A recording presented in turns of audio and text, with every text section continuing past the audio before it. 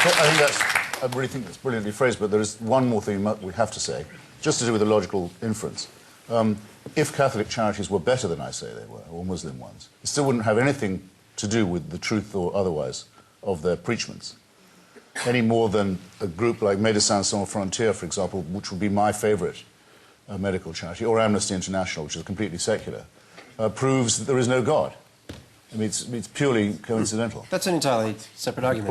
But if the question is... It's part of the premise that needs to be No, but stated. if the question is about... Okay, and I'm going to interrupt you all because there's a questioner, and Christopher Hitchens obviously has got a lot of attention from our audience, and here's a question aimed directly at him. Oh, dear. It's from Jessica Langrel. Just another one to Mr. Hitchens. You typically stereotype religious people as dogmatic and fundamentalists. No, I don't. How is this when people who listen to you feel as if you're the one being dogmatic and fundamentalist in your evangelical pursuit to convert the world to atheism? Well, I have to... I would have expected more applause for a cheap point like that. That's more like it. Now, that's more like what I call applause. I will have to, Tony, put myself in the safekeeping of your audience tonight, here, physically, and those who are watching, and ask them if they really think that's what I do or what I'm like, and that the reason the questions come to me, all of them so far, is not just because of my sexual charisma. But if it was that all this, this description of me as dogmatic and my only description of others as being dogmatic was true, then I wouldn't be able to correct it in the time of this show. Christopher, just getting to the point of why religion still resonates, here's a quote from your book for you to reflect on. Religion is the sigh of the oppressed creature, the heart of a heartless world. It is the spirit of a spiritless situation. This is the opiate of the people, quotation goes on. And it goes on even more beautifully to say that... no, it's not from me. It's not from me. It goes on to say that criticism of religion has plucked the flowers from the chain, not so that men and women may wear the chain without consolation, but so that they may break the chain and cull the living flower. It's from Karl Marx. It's the opening of his critique of Hegel's philosophy of right. It's the most misrepresented quotation probably of the 19th century. It's the one where he doesn't say religion is the opium of the people. But he does. It's the one that shows that atheists are not dogmatists. But he does understand, essentially, in making that point, why religion still resonates today. He understands why religion is ineradicable, why it's part of the human makeup and personality, and why it's the most interesting argument that we have, because it was our first attempt at philosophy, just as it was our first attempt at healthcare, cosmology, astronomy, and so on. It's the argument that never goes stale. But I think one of the strengths of your book is that you do concede that religion is ineradicable. Given that reality, I mean, I come back to the point, why not drop the bagging and smearing, and let's say the solvent is respectful public discourse. We judge things by their fruits, and if there be arguments which are put which are misconceived, then we talk that out. Okay, hang on. Father, you're the soul of charity, but I mean, who's been bagging and smearing? And you've said that twice now. As if you're sitting there, our only protection against a wave of smearing and bashing. I thought that if, as long as we have a civil conversation, we don't have to keep on saying that that's what we're doing. Okay, in this civil conversation, we have an audience. We've got a gentleman up there with his hand up, and I'm going to come to you. This question's for Chris and for Waleed.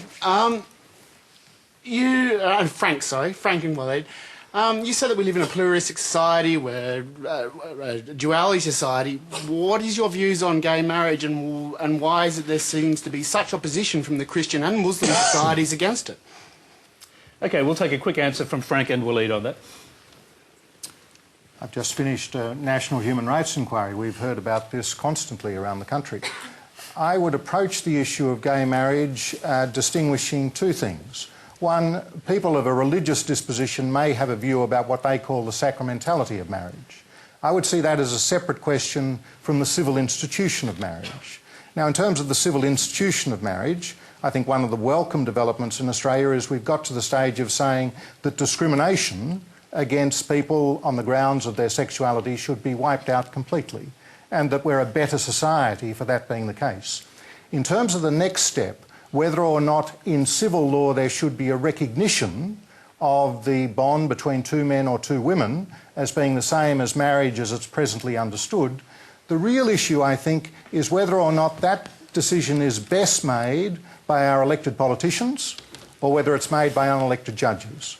And I think at the moment in Australia the view has been that that should be a decision of our elected politicians. My own view is, moving around the country, I think that younger Australians, they don't see it as a problem. It's not an issue. I think for a lot of older Australians it's still an issue, and guess what? A lot of them happen to be married. So in terms of a free and democratic society, for those who are civilly married, then we've got to bring them with us as we look at any change on that issue. All right, before I go to anyone else on that, you're watching Q&A. We actually have a video question that's going to, I think, continue this discussion. We're watching Q&A. Remember, you can send your web or video questions to our website. The address is on the screen. Like this video from Joseph Bromley of Malmesbury, Victoria. Hello, comrades. Can we ever hope to live in a truly secular society when the religious maintain their ability to affect political discourse and decision-making on issues such as voluntary euthanasia, same-sex unions, abortion and discrimination in employment? Christopher, this won't mean anything to you, but I was a bit distracted by that because he looks enormously like a young Malcolm Turnbull. I'll just repeat his question. I was thinking Sid Barrett, actually. Can we ever hope to live in a truly secular society when the religions maintain their ability to affect political discourse and decision-making on issues like voluntary euthanasia, same-sex marriage, abortion and discrimination in employment? Walid Ali. I frankly don't understand the question. Well, I do literally understand the question, but there are assumptions embedded within it that I think need to be examined.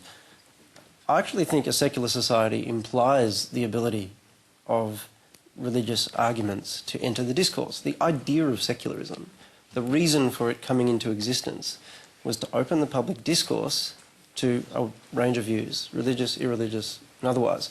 It's about the separation of church and state. That is, it's about removing the levers of government, the levers of power, from a religious institution like the church. That's a different thing from saying that arguments that have their grounding in some kind of religious commitment cannot be aired. That, to me, is actually an anti-secular position, because what it's doing is it's saying, here are the approved modes of discourse, here are the approved arguments. The idea of a secular society is to say, if you want to come from a socialist perspective, if you want to come from a Christian perspective, an Islamic perspective, a Hindu perspective, or some other perspective that as yet has not been conceived, fine, and we'll sort that out in the political process. I think to say on euthanasia religious people are not allowed to comment as religious people is ridiculous and anti-secular and anti-liberal. Okay, Sally Warhart.